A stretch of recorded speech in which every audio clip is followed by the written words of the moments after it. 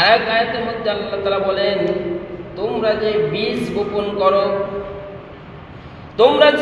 বপন করো, ধানের বীজ, ডালের বীজ, গমের বীজ, আম গাছের চারা লাগাও, জাম গাছের চারা লাগাও, তোমরা যে বিভিন্ন ফসলাদি রোপণ করো, বীজ বপন করো,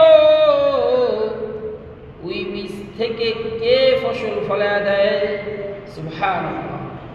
কে ফলায়? কে দান করে?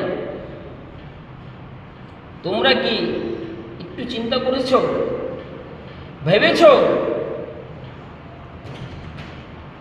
গভীরভাবে চিন্তা করতে হবে, গভীরভাবে দেখতে হবে কে ফলাইবে।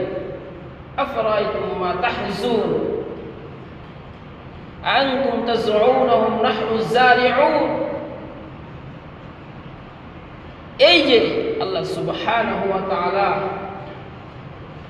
আমাদেরকে এইভাবে ডাকতেছেন, আমাদেরকে স্মরণ করে দিতেছেন তোমাদের মূল কি, তোমাদের সৃষ্টির মূল কি।